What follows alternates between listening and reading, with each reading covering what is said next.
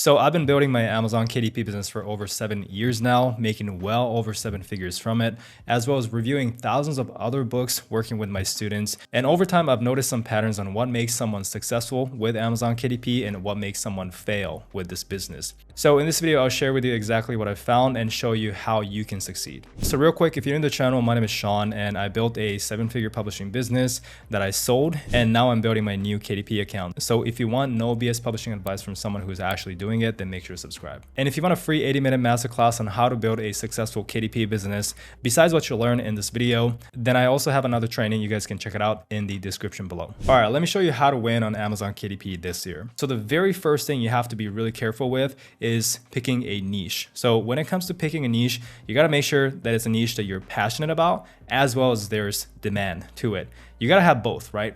So, demand makes money, right? Obviously, if there's no demand, you should not even be considering that niche. So before you start publishing a book, before you start writing a single word, you have to check if there are other people buying books on the topic, because that shows that it's profitable, right? If nobody else is publishing a book on the topic, it's probably because it's not profitable.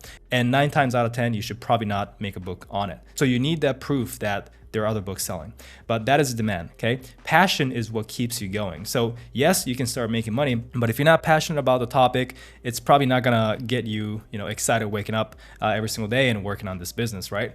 Although I will say though that this is subjective, what makes you passionate about a topic, because you could be passionate about a niche, right? Which is awesome, but you could also be passionate about the fact that you're making money, although you have zero interest in the niche. Because to be completely honest, sometimes that was the case with me. Like I published books in a niche that I didn't really care for, but it was profitable and I was passionate about the money, so it kept me going, right? So as long as you're publishing good books, it could be either way, but that is the first thing you got to keep in mind. So what you want to do is search the Amazon bestseller categories, get some ideas, and from there you can check each topic, each ideas that you get, and you want to find books with less than 80,000 BSR. So as an example, this is the bestsellers category. So you just want to go here. You can go into categories that you're interested in, but basically you start checking each book, asking yourself, what are the topics? So these are a lot of fiction books. So we can niche down furthermore. So I niche down into crafts, hobbies, and home. You can niche down into sub niches as well. So we got a watercoloring book, right? We have raised bed gardening. So this is a topic that popped up. So you want to take notes on that, and we can go and check that later on. Right? We got another gardening book. We got another gardening book. So there's a lot of gardening book that pops up, and that is a pattern that you want to keep in mind. Same as a book on organizing or decluttering. Decluttering is another topic that we can go and check. So since raised bed gardening was a topic that kept popping up, you just go and type that in the search bar now.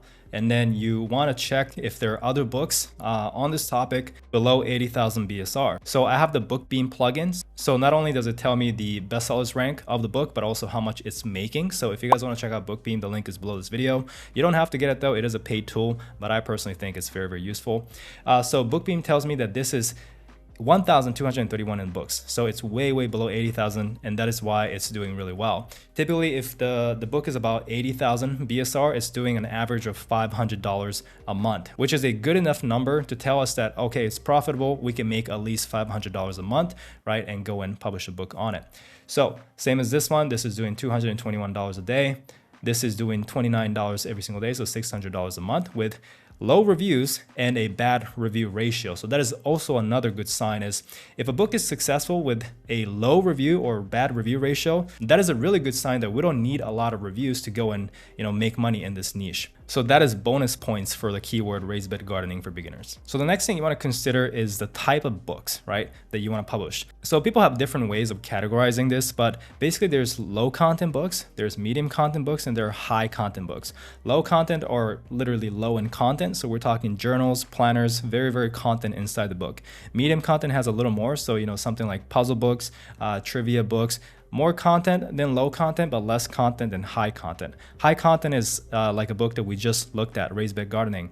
Those are full length, actual, bunch of text, a bunch of images, those kind of things, right? So that is high content book. What you want to do is you want to start with one type of book, then expand to others later. You don't want to switch around, hop around all the time. So typically low content book, because the content is lower, it's much, much easier to make, right? Very cheap, very quick to make. Medium content will be a little more expensive, and it'll take a little more time just because you got to add more content. High content will be the same concept, right? It's going to take longer and more expensive to make just because you got to add a lot of text, a lot of images. So if you look at this graph here, like I said, low content, super easy to make. But here's the thing, just because something is easy to do does not make it good, okay? Because if something is easy to do, 99% of the people out there is going to do the same exact things. Most people will stay with low content just because it's easy, almost free to make these books, and it's comfortable for them, right? So it's a very low barrier of entry. And if you stay here publishing low content books, you're gonna be competing with the most amount of people. And that's why usually you make the least amount of money.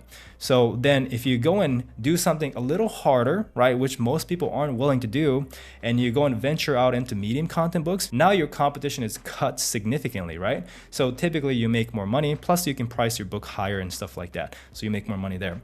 Then now if you're doing high content, right, it's gonna take the longest, it's gonna, cost some money outsourcing your task, or if you do it yourself, it's gonna take a lot of time, right? But not a lot of people are willing to do that, which could be a good thing because you're competing with a lot less people, and typically you make the most amount of money here. So, one is not better than the other, but I would honestly work towards high content, but you don't have to start with high content because if you're just getting started, it's kind of scary, right? So, you can start with low content, but have this idea or goal in mind that you want to work towards high content books, okay? Another thing is you can also combine high content and low content. Once again, this is something that I don't recommend for someone who's just getting started, but once you kind of have an experience publishing, you can go and definitely do this. So this brand right here just publishes Christian books, and she's doing $26,000 a month in revenue just from 3 books. And this is a high content book, right? So we have a Bible study workbook for women on letting go of fear and anxiety. And this probably is like more medium content, a guided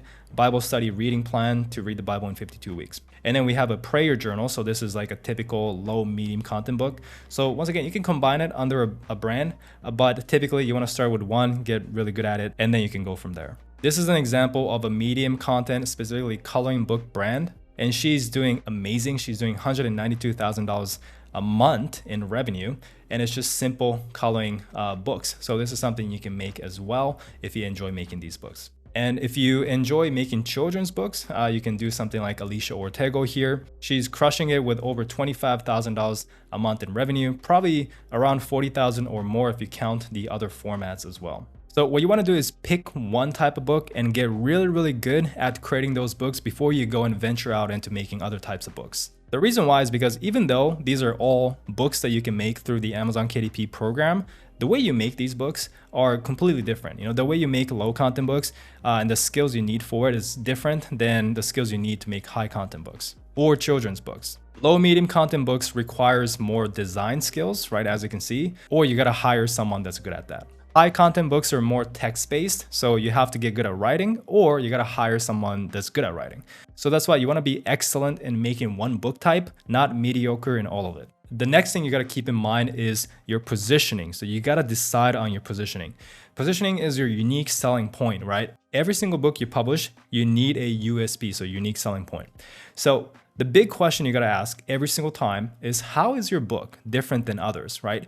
If you're just making the same type of book that everyone else is making and there's literally nothing special about your book, why would people buy that, right?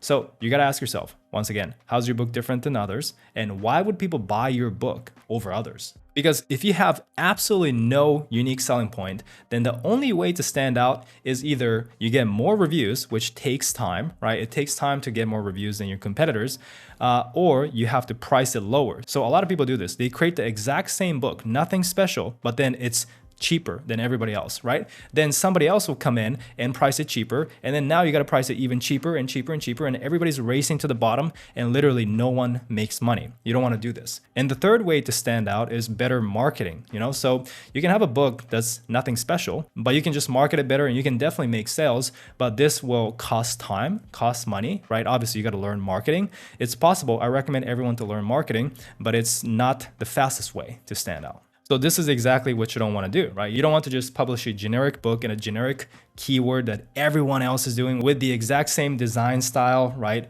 no reviews, and price it at the lowest possible price to the point where you're not making any sales. Definitely do not do this. So here are some examples of a good USP, right? Actual unique selling propositions. Number one is you have a new angle. So this is a unique twist to a popular theme. So instead of going out and publishing just another dinosaur coloring book for kids, this book got Dinobots coloring books. It's like a robot dinosaur. It's a unique twist to a popular keyword, right? So this is a good example of a new angle USP. Another one is you could just have a really epic cover. So the content is the same, right? It's just another interesting fact book, but the book cover just stands out. The design is completely different than everyone else.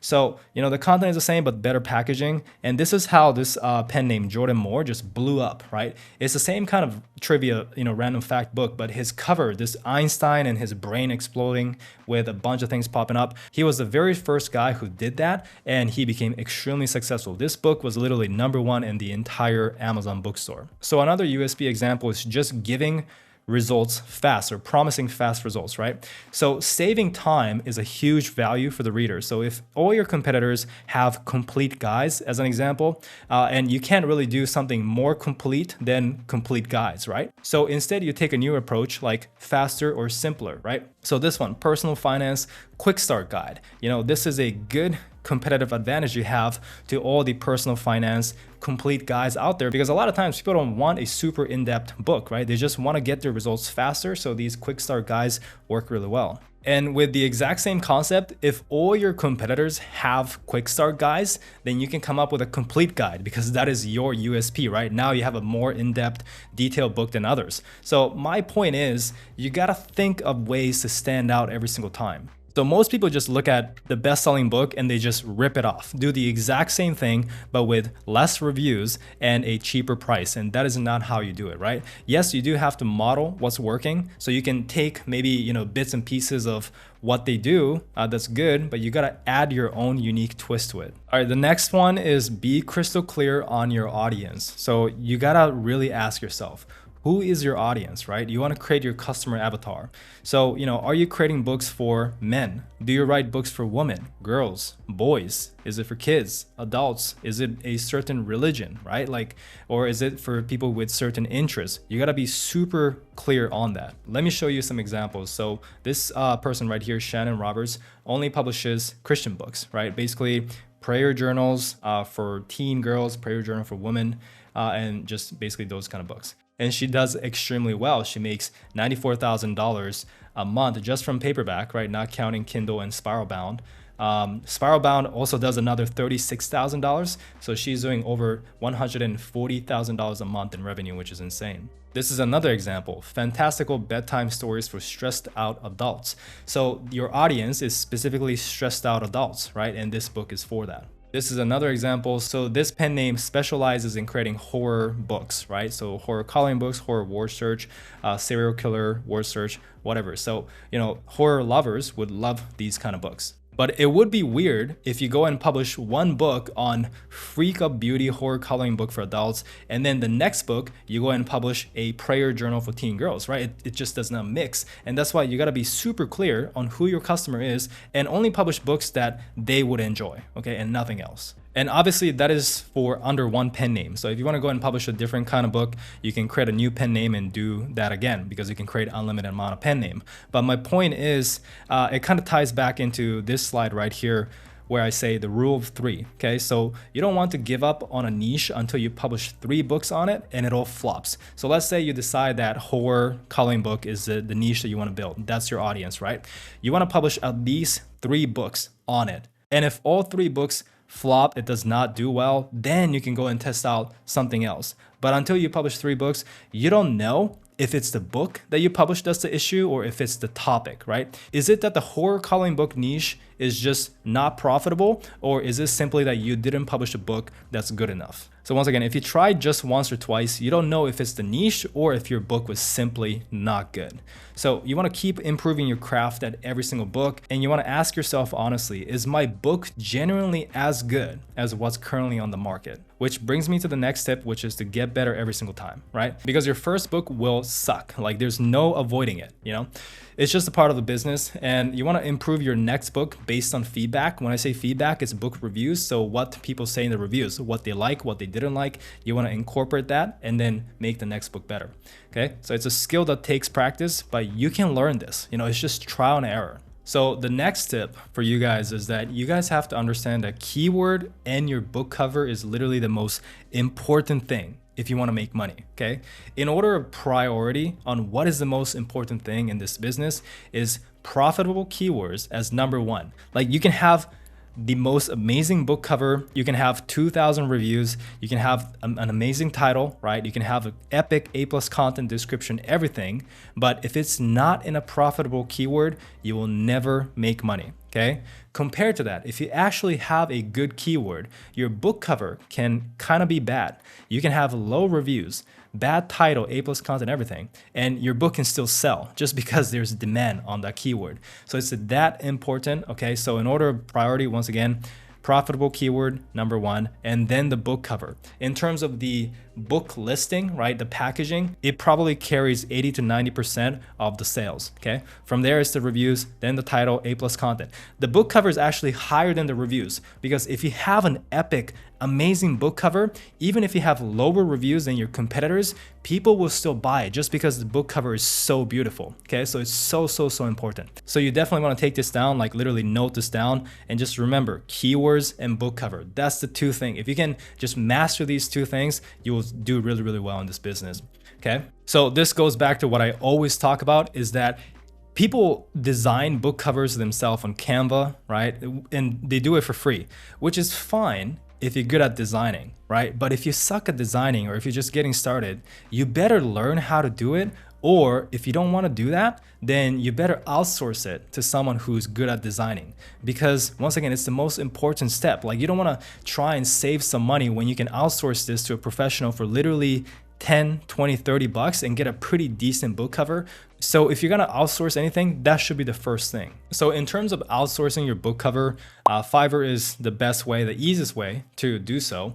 So all you have to do is go to Fiverr, right? I'll leave a link below this video, but type in book cover, and from there you will see a lot of options here. Some are, once again, you see it's 200 bucks. There's $10 option. There's the 80 bucks option. Like, there's many different options. And typically you get what you pay for, but not all the time, right? Sometimes you can pay 10, 20, 30, 40 bucks, and then you can get a really good design compared to when you pay 200 bucks, right? So you want to always look at the samples and then look at the reviews, and then if you like what you see, you can go and order from there. So I pay $115 per book cover right now, but I didn't start off paying that much, right? I actually started off paying $5 for my book cover. Then whatever profit I made from my first book, I reinvested back into making a better book number 2, right? I paid more for the book cover and made a better book number 2, and then that profit I reinvested into making the book better by, hiring someone better, right? And I just kept going from there. So you guys can go and find book cover designers yourself on Fiverr, but I will also leave a link below this video to some of the ones that I personally work with and that I recommend, that I think is very good quality for the price that you're paying. So this one, as an example, Olina, is just $30, but you can see that the quality is really good, okay? So once again, I'll leave a link below this video. The next thing I want you guys to understand is it's better to have a small slice of a big pie than a big slice of a small pie. So you make more money getting a small slice of a big pie than a big slice of a tiny pie. So what I mean by this is it's better to carve a small space in a big keyword that's, discovered. Everybody knows about the keyword. We know that it's super profitable, but it's competitive, right? It's better to go into that and carve a small space than try to find a tiny niche that nobody knows that you can go and dominate. Okay, so you want to stop chasing untapped keywords or small, low competition one. It's better to win big in big keywords, because all the best earning books, all the top earning self-publishers are in major keywords everyone already knows. They're not out there trying to find untapped keywords, nothing. They just go into a big keyword and then they just make a better book than everyone else so that they stand out. As an example, BookBeam has this feature called the niche finder, and only BookBeam does this, and I think it's one of the coolest way to do keyword research, or basically finding top selling books. But you can set a preset, right? So like top selling self-published books. These are all the top selling books right now. So, obviously some of them are from huge authors or people with authority, but some of these, that's selling really well. We got food and snacks coloring book. It's just a simple adult coloring book. That's the keyword. And, it's selling extremely well. It's doing like 40K a month, right? This one right here, Cozy Spaces coloring book for adults. Once again, the keyword is simply coloring books, right? For adults, and it's doing really well. This one, adult swear words coloring book. The keyword, everyone knows this, adult swear words coloring book, right? Doing extremely well. Same as this one, stop overthinking. Literally everyone knows this keyword, but they just have a better book, better positioning, and it's doing 40K a month. So this is what I mean is all the top publishers, they're not trying to find small keywords. They just focus on making a better quality book than everyone else that's in the same keyword, and they carve out their space. And that is same as me, right? Most of my bestsellers are in big keywords as well. So what you want to do is find books in these big keywords that's very profitable where they're selling but also with low reviews. So the easiest way to do this, once again, is BookBeam. So you can actually filter this to, let's say, you want to find books that are selling well, so less than 35,000 BSR, but let's say just below 50 reviews here. And just like that, we have all the bestsellers that are making a lot of money, selling really well, but with less than 50 reviews. So going back to this book, right? Cozy Space Coloring Book, 20 reviews, and it's doing well. So 20 reviews is nothing. Like, we can get more reviews than this, right? So this is a good keyword to go into. We also got this one. This is interesting. So we got a rustic table as a keyword. I've never seen this before, but it's selling really well. It's at 432 BSR with only 18 reviews. That's amazing. We got Ethiopian Bible in English.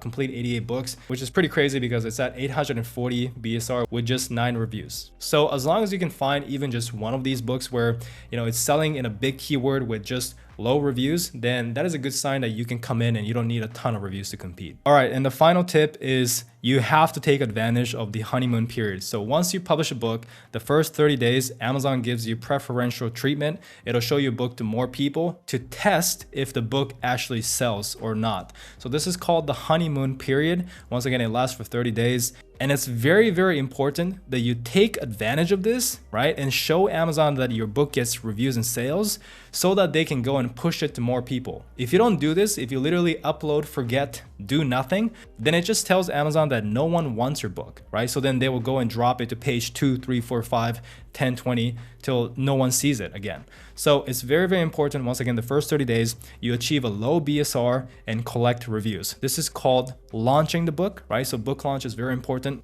If you need help on how to do this, I filmed a complete book launch guide. So I'll leave a link to this video in the description. All right, guys, so that is how you win in Amazon KDP in 2024 and beyond. Okay, so if you can nail these steps, you will do extremely well. And if you want more of a step-by-step tutorial on what I just talked about, then watch this video. Then I also filmed a complete Amazon KDP tutorial for beginners. So make sure to go watch that next right here.